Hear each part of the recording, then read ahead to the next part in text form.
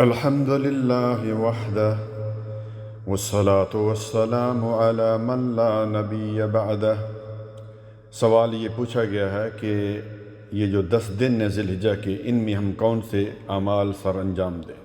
پیارے بھائیو، سب سے پہلی چیز اللہ سبحانہ و تعالیٰ کا شکر ادا کریں کہ اس نے ہمیں کچھ سانس اور دے دیے، ہمیں اس ذی الحجہ میں پہنچایا، اور اللہ تعالیٰ نے کیا فرمایا کہ لَإِن شَكَرْتُمْ لَأَزِيدَنَّكُمْ، شکر کرو گے تو اور زیادہ دوں گا۔ اور سورۃ النساء آیت نمبر 147 میں فرمایا کہ مَا يَفْعَلُ اللَّهُ بِعَذَابِكُمْ إِن شَكَرْتُمْ وَآمَنْتُمْ، کہ اللہ سبحانہ وتعالیٰ تمہیں عذاب دے کر کیا کرے گا اگر تم دو کام کرتے رہو۔ پہلے بات شکر کرتے رہو، دوسری بات ایمان سے رہو، توحید سے رہو۔ سب سے بڑا شکر یہ ہے کہ انسان توحید پر زندگی گزارے۔ معزز سامعین کرام، دنیا کے سب سے بہترین دن، عبادت والے دن شروع ہو چکے۔ ان 10 دنوں کی عبادت اللہ سبحانہ وتعالیٰ کو سال کے سب دنوں سے زیادہ پسند ہے۔ اپنے آپ کو عبادت کے لیے فارغ کر لو پیارے بھائیو۔ آپ ذرا سوچیں، غور کریں، پچھلے ان ذی الحجہ کے دنوں میں ہم میں سے کسی کے والدین، کسی کے بھائی بہن، کسی کے دوست موجود تھے، زندہ تھے، مگر اب وہ قبروں میں جا چکے، اور نہیں معلوم کہ اگلا ذی الحجہ کے دن آنے سے پہلے ہمارے لیے موت کا پیغام آ جائے۔ اس لیے دنیا کے کام تو ختم نہیں ہوتے، انسان ختم ہو جاتا ہے۔ الہاکم التکاثر حتی زرتم المقابر، کہ انسان جو غفل میں پڑا رہتا ہے حتیٰ کہ قبر میں چلا جاتا ہے۔ ان 10 دنوں کا ایک شیڈول بنائیں۔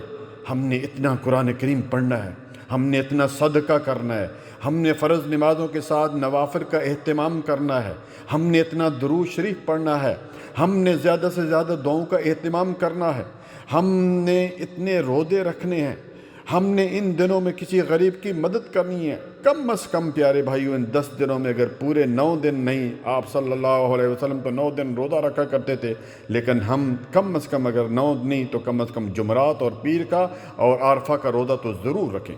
خاص کر ان دنوں میں اللہ تعالیٰ کا ذکر بہت اہم ہے پیارے بھائیو۔ سیدنا ابن عمر اور سیدنا ابو ہریرہ رضی اللہ عنہما بازاروں کو نکل جاتے اور اونچی آواز سے جو تکبیرات کہتے، اللہ اکبر اللہ اکبر اللہ اکبر، لا الہ الا اللہ، اللہ اکبر اللہ اکبر وللہ الحمد۔ خواتین اپنے گھروں میں جو ہیں وہ کھانا پکاتے ہوئے جو ہے وہ اسی طرح کام کرتے ہوئے وہ تکبیر کرتے رہیں، اسی طرح مرد حضرات ڈیوٹی پر جاتے ہوئے گاڑی میں اٹھتے بیٹھتے یہ تکبیر پڑھتے رہیں، اور پھر 9 ذی الحجہ یعنی جس دن حج کا دن ہوگا اس دن سے فجر کی نماز سے ہر نماز کے بعد ان تکبیرات کا جو ہے اہتمام کرنا ہے 13 ذی الحجہ تک۔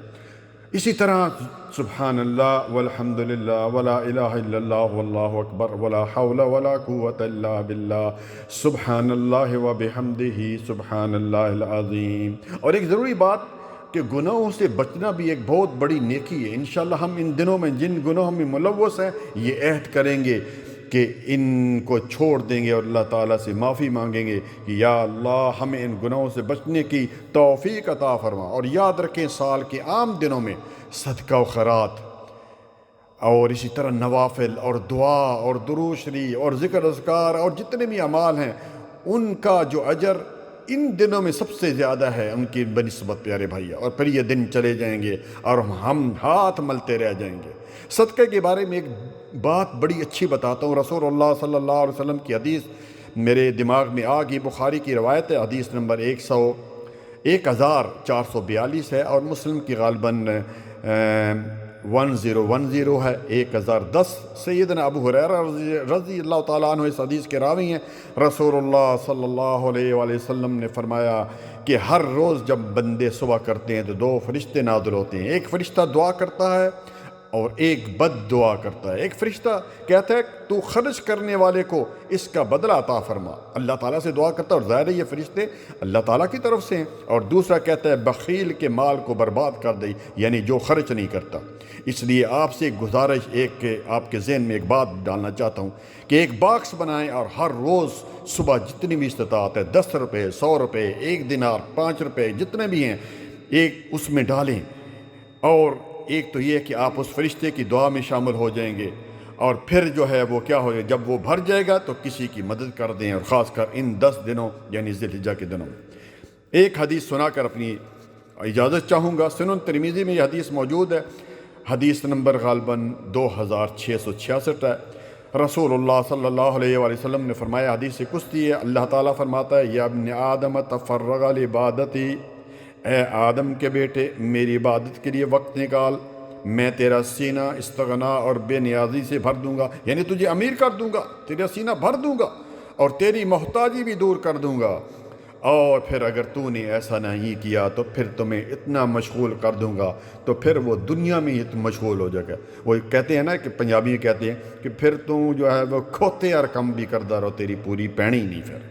اس لیے پیارے بھائیوں، اللہ کے لیے وقت نکالیے، کوئی پتہ نہیں ہے کہ اگلا ہمارا قدم جو ہے وہ موت کی طرف اور قبر کی طرف رواں دوا ہے، ہمیں معلوم نہیں ہماری زندگی میں یہ دن دوبارہ آتے ہیں یا موت ہمارے مقدر بن جاتی ہے۔ اس لیے فرصت ہے، اٹھیے، اپنے رب کو راضی کیجیے۔ جزاکم اللہ خیراً، بارک اللہ فیک۔ آپ سے گزارش ہے ایک کہ دعوت و تبلیغ بھی ایک عظیم اجر ہے۔